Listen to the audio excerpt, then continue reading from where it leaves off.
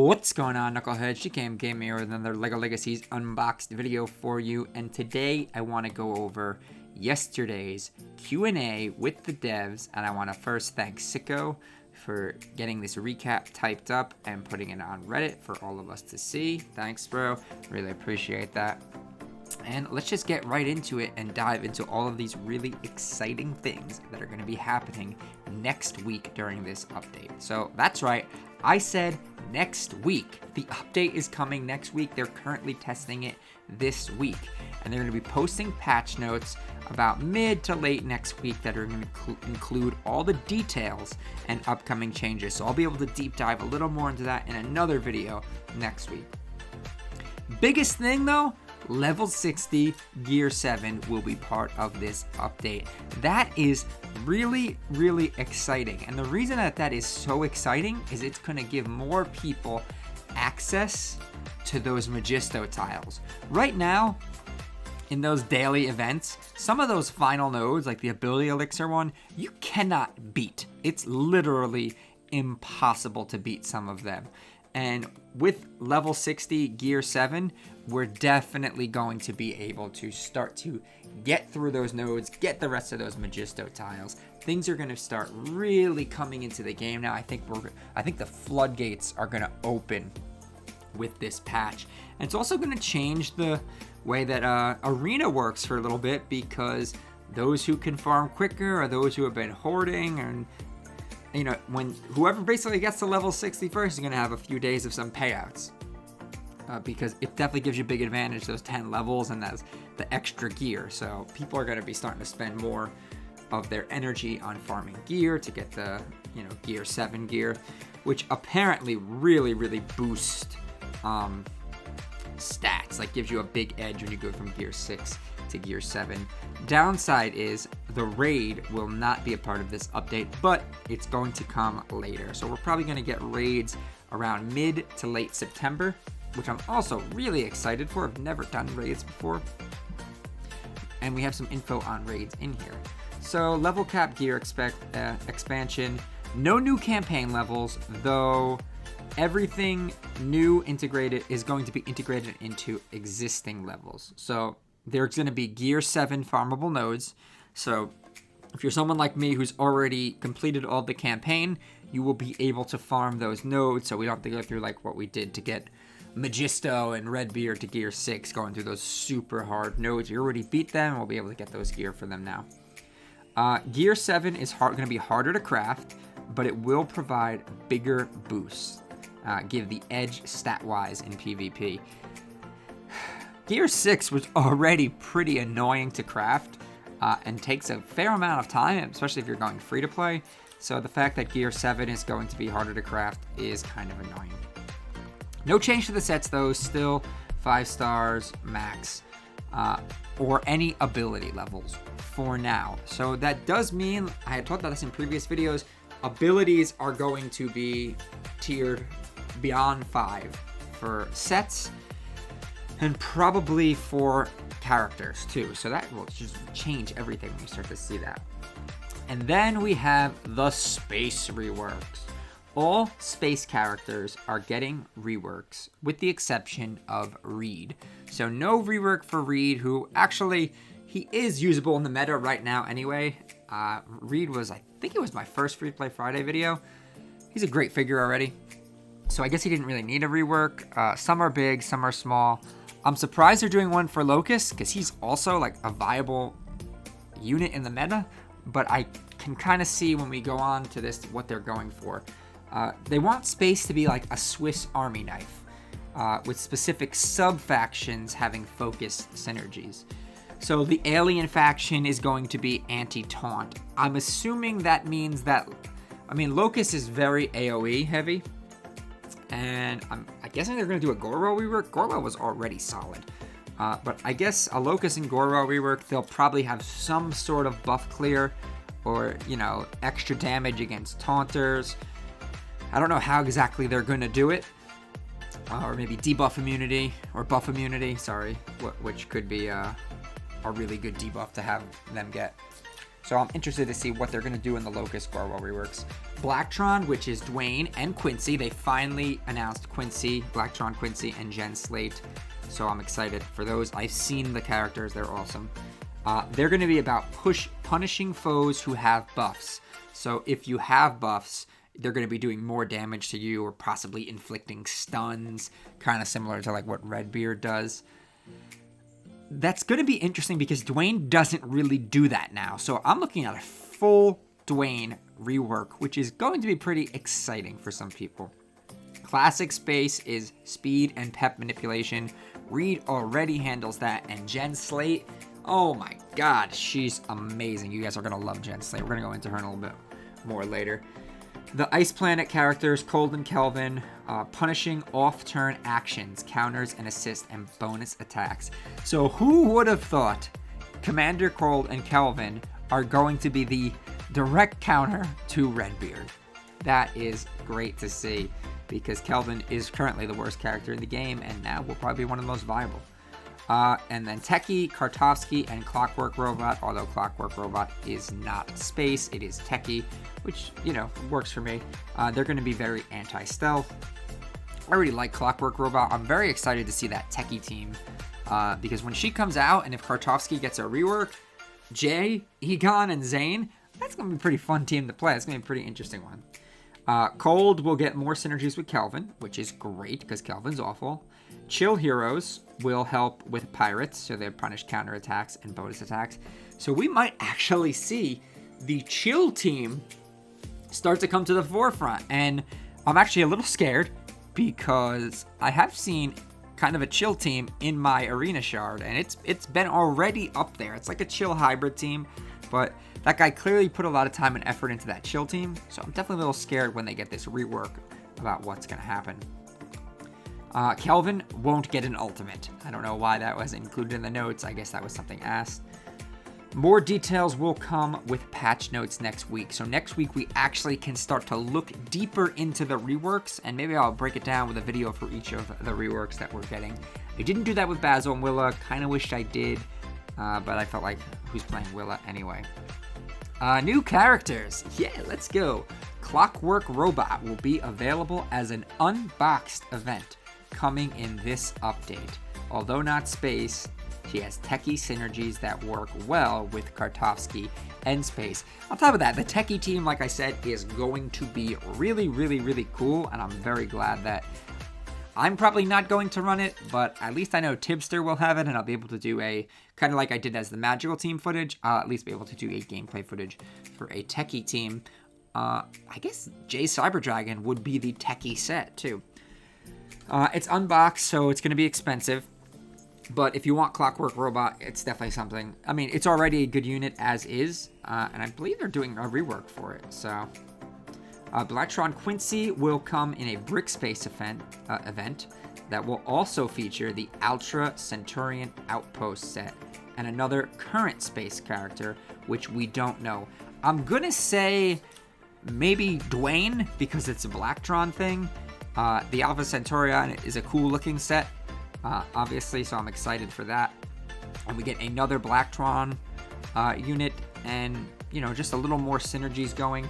And like they said before, they're going to be all about punishing foes with buffs. Just looking at what they do, I'm probably least excited for the Blacktrons.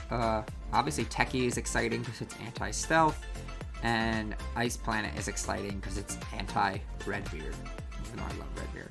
And Blacktron Jen Slate will be a raid reward and will feature an ultimate, making him, really should be her, a keynote to space. I've seen this figure. I've seen the ultimate. It's dirty. This is so exciting, and it's going to be a raid reward, so it's going to be free to play. I'll probably end up covering it on Free to Play Friday, like I did with Garmadon. By the way, it's Friday today, and I'm not doing a free-to-play Friday. I didn't do it last week either. I'm kind of waiting till these reworks come out to get the series back going again, because I want to cover them, and I didn't feel comfortable covering anything else right now, so I'm just going to take a couple weeks off and do other videos on Friday. Probably start back again next Friday. And then some info on raids. So raid is about Gorwell attacking Pip Town with mind control minions. That's so awesome. You'll be able to get Black Astronaut Jen Slate, yes, and Gorwell tiles. Wow, I just did Gorwell a few weeks ago as being one of the giant paywalls in this game, and I'm so glad that she is now available. If it's for the whole guild, it's for the whole guild, but the reward is based on the individual contribution. So everybody contributes to the raid, and whatever you contribute, you get a reward for that. So that's pretty cool too. So you're not basically relying on your guild mates to get you things, kind of like we're kind of doing with Guild Quest now. Multiple difficulty tiers, 1 or 2 at launch, more coming later. So I guess raids are going to be like a weekly thing. 4-node fight, not linear. You need to complete the previous battle to move on. So it's a 4-node fight, kind of thinking like Brickspedition, but it's saying it's not linear. There's a raid boss that isn't a minifigure with special mechanics. Yes, I hope it's a giant robot, or it's probably gonna, if it's Gorwell based, it's probably gonna be some sort of giant Gorwell type alien. But that's gonna be pretty exciting. I really can't wait for like castle raids. It'll be cool too, because you fight dragons and stuff. But that's besides the point. Rewards for each node, plus a reward at the end for beating the raid. So that's pretty awesome. No raid shop / raid currency. So no raid currency. Interesting to see is this sounds like it's going to be like a competition of who can contribute the most within the guild, which is not good. Everybody should be able to kind of get the tiles on their own. We'll see how it turns out in the patch notes. Participation will require completion of guild quests / objectives, not the current ones, the new ones. And guild tools that are coming with raids, a guild leader officer change, checking the guild quests for participation, and fixed guild searching. So that's kind of cool if you're, I guess Vintage is running our guild, so he'll like that. And events. Space will be used for a Spooky Master event coming for Halloween. Alright, either Spooky's getting a new character, or they're finally putting Willa out as a Master event. I feel like, please, Gameloft, please do this. Like, people want to play Willa, and they don't want to spend $10,000, and they don't want to wait 2 years to get it. Just put her out already. There's no other Spooky units in the game. There might just be a new Spooky unit they come out with. It doesn't say, but it just says a Spooky Master event coming for Halloween. So far, besides Slimer, the Master events have been figures in the game already that they kind of are putting out. Nothing on Non-Such though, which is crazy. And it says Spooky Master event will unlock an iconic Spooktacular minifigure. It makes me hope it's Willa, but it could be something new, which I'm also good. Primo Master event coming back next week. I already saw the preview for it today. Sad news though, they are only giving us up to 5-star Primo. Before I did this video, I actually was getting into a little bit of a back and forth with some people on Discord. They're like, he'd be useless even at 7-star. No, he's not. He has a great set of skills. His downfall is going to be that he's only 5-star. So that might really curb his usefulness, especially on the team I want to use him for. But I'm going to farm him up, and I'm going to max him out, and I'm going to see if I can make that Fire Station team useful. Scarlet and Hank are going to become farmable in the space update. So finally, people can start to get Scarlet. She's going to be good forever because she's just the best tank in the game. And Hank is also a solid attacker. All Brickspace events are coming back in the next month. So Tyranny of Justice will be back redone. Thank you. And the Master Wu Master event coming back next month or so, which is huge. With the level cap increase, we are going to be able to probably get 6, maybe even 7-star Wu, which makes me upset that they don't give us the chance to get 6 or 7-star Primo. I'm very upset about that, Gameloft. Grr. The event calendar is coming soon, and they will include event rotations and time quest information, which is huge because you can start farming towards the events that you want to do. And a new third-party IP is being planned for the end of the year, so it's not that far off. I'm not really sure what we're gonna get. Some people were saying I'd like Lord of the Rings or Scooby-Doo. I'm not really sure what they're gonna do. Hopefully they don't do like Friends or Big Bang Theory or something. That would be dumb. And big news also for that fire station team. Paramedic Poppy is getting a rework with the update. It was a task given to a new designer, but the result was very good, so they decided to push it to this update. If they give her ultimate even a 70% revive chance with that AoE revive, she is going to change the game. And she's going to become, I'm going to have to invest in farming her up ASAP. Not that I don't have a lot of tiles for her already. She would be amazing. And people are saying City needs a full rework. They really don't. If this Poppy rework is as good as I'm hoping it's going to be, she might be able to take Aurora's place as a reviver in that fire station team, because everybody's right when they say Aurora with glider is just better than Poppy with fire station, and I agree. But if they gave her a revive, like 100% revive, and it kind of like synchronized with the fire station a little bit, I don't know how they're gonna do Poppy. The AoE revive is potentially really dirty if you just keep her alive. And they do have some good taunting tanks to hide behind. Arena payout is localizing is coming in space update. I'm not really sure what that means. Hopefully it just means we get more arena payouts. Devs want to work on Brickspedition difficulty rewards, diversity, but only once raids is done. I actually was able to finally complete a full 7 days of Brickspedition without losing a figure, and it was all because they made one simple change on the last day, or day 6. If you got all the expedition to the full points, you gave all your enemies 2 turns of buff immunity, and when you face that extremely difficult Ninjago team, it becomes extraordinarily easy to take them out, because I'm just gonna pick off Kai and Wu real quick, and that's easy. And when the second wave comes out, okay, I'm gonna pick out Wu and Garmadon, and that's it. And it's just so much easier when they can't hide under stealth. Ninjago without stealth they're naked. They're easy to take out, which is why I'm really pushing for Primo to be.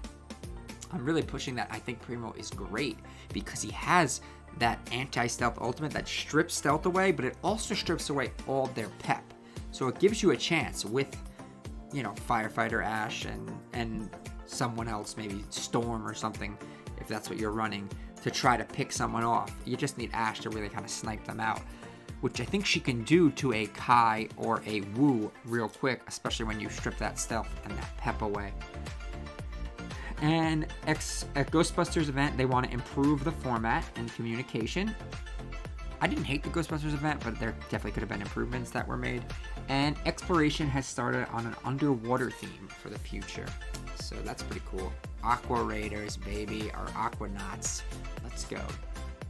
All right, well, that's all I got for today, Knuckleheads. Please remember to smash that like button, hit that subscribe button, ding that little bell for some notifications, and as always, remember to knuckle up. She blocked me on Instagram, Snapchat, I don't give a damn about that. I can see your face, still feel the same. I don't feel the need to forget your name.